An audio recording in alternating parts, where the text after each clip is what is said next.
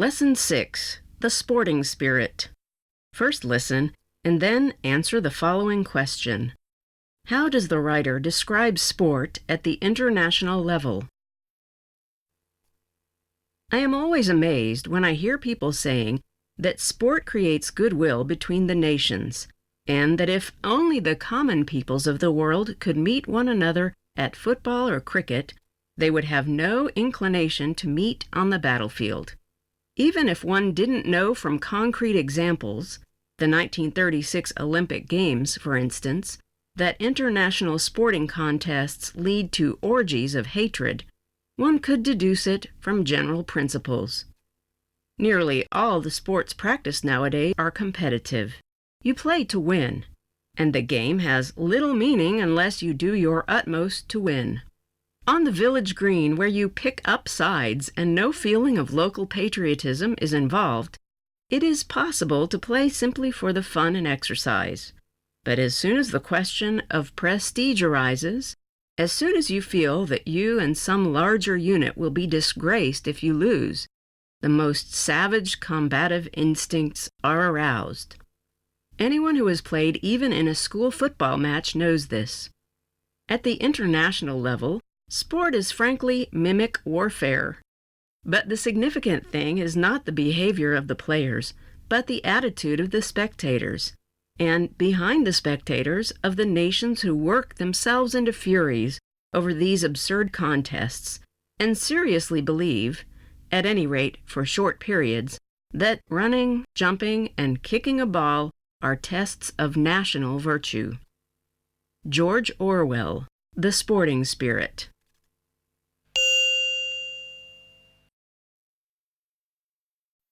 Lesson 7. Bats. First listen, and then answer the following question. In what way does echolocation in bats play a utilitarian role?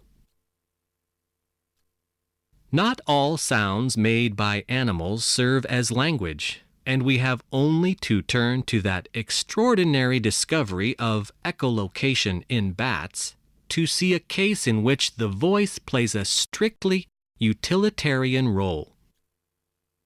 To get a full appreciation of what this means, we must turn first to some recent human inventions.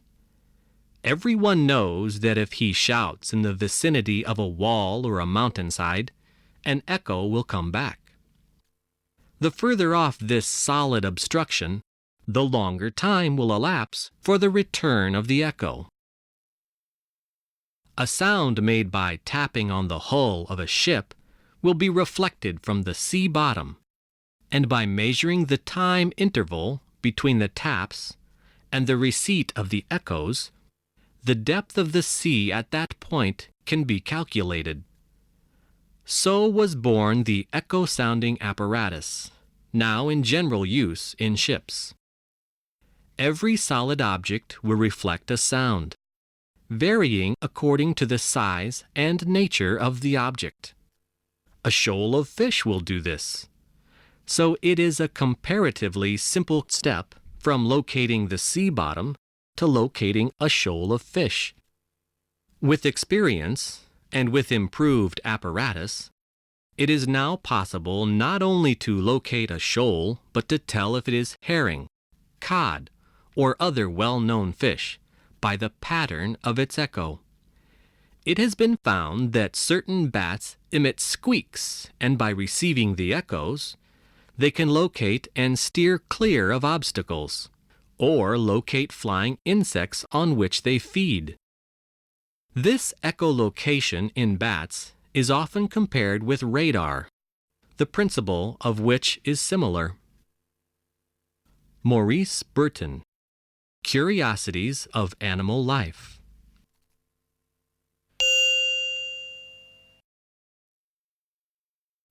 Lesson 8, Trading Standards.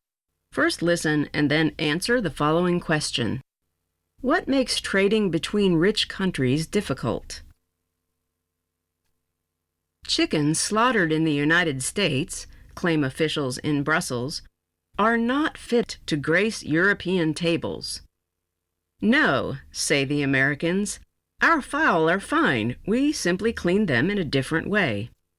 These days, it is differences in national regulations, far more than tariffs, that put sand in the wheels of trade between rich countries. It is not just farmers who are complaining. An electric razor that meets the European Union's safety standards must be approved by American testers before it can be sold in the United States. And an American-made dialysis machine needs the EU's okay before it hits the market in Europe. As it happens, a razor that is safe in Europe is unlikely to electrocute Americans. So, ask businesses on both sides of the Atlantic, why have two lots of tests where one would do? Politicians agree in principle, so America and the EU have been trying to reach a deal which would eliminate the need to double test many products. They hope to finish in time for a trade summit between America and the EU on May 28th. Although negotiators are optimistic, the details are complex enough that they may be hard-pressed to get a deal at all. Why? One difficulty is to construct the agreements. The Americans would happily reach one accord on standards for medical devices and then hammer out different pacts covering, say, electronic goods and drug manufacturing. The EU, following fine continental traditions, wants agreement on general principles, which could be applied to many types of products and perhaps extended to other countries. From The Economist, May 24, 1997.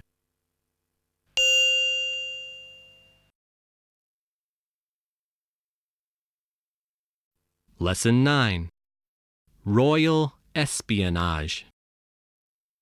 First listen and then answer the following question. What important thing did King Alfred learn when he penetrated the Danish camp of Guthrum?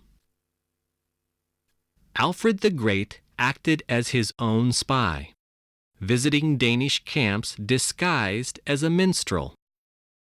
In those days, wandering minstrels were welcome everywhere. They were not fighting men, and their harp was their passport. Alfred had learned many of their ballads in his youth, and could vary his program with acrobatic tricks and simple conjuring. While Alfred's little army slowly began to gather at Athelney, the king himself set out to penetrate the camp of Guthrum, the commander of the Danish invaders. These had settled down for the winter at Chippenham. Thither Alfred went. He noticed at once that discipline was slack. The Danes had the self-confidence of conquerors, and their security precautions were casual. They lived well on the proceeds of raids on neighboring regions. There they collected women as well as food and drink, and a life of ease had made them soft. Alfred stayed in the camp a week before he returned to Athelney. The force there assembled was trivial compared with the Danish horde, but Alfred had deduced that the Danes were no longer fit for prolonged battle, and that their commissariat had no organization, but depended on irregular raids.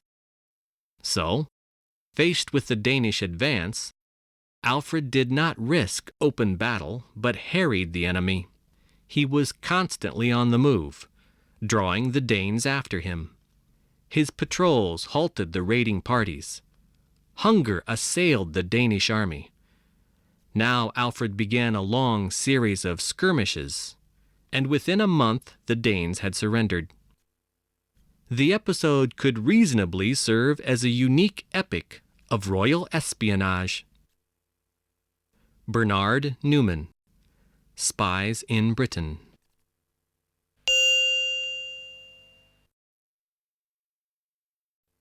Lesson 10. Silicon Valley. First listen and then answer the following question. What does the computer industry thrive on apart from anarchy? Technology trends may push Silicon Valley back to the future. Carver Mead, a pioneer in integrated circuits and a professor of computer science at the California Institute of Technology, notes there are now workstations that enable engineers to design, test, and produce chips right on their desks, much the way an editor creates a newsletter on a Macintosh. As the time and cost of making a chip drop to a few days and a few $100s, engineers may soon be free to let their imaginations soar without being penalized by expensive failures. Mead predicts that inventors will be able to perfect powerful customized chips over a weekend at the office, spawning a new generation of garage startups and giving the U.S. a jump on its foreign rivals in getting new products to market fast. We've got more garages with smart people, Mead observes. We really thrive on anarchy. And on Asians. Already, Orientals and Asian Americans constitute the majority of the engineering staffs at many Valley firms, and Chinese, Korean, Filipino, and Indian engineers are graduating in droves from California's colleges. As the heads of next-generation startups, these Asian innovators can draw on customs and languages to forge tighter links with crucial Pacific Rim markets. For instance, Alex Au, a Stanford PhD from Hong Kong, has set up a Taiwan factory to challenge Japan's near lock on the memory chip market. India-born N. Damodar Reddy's tiny California company reopened an AT&T chip plant in Kansas City last spring with financing from the state of Missouri. Before it becomes a retirement village, Silicon Valley may prove a classroom for building a global business. U.S. News & World Report, October 2, 1989.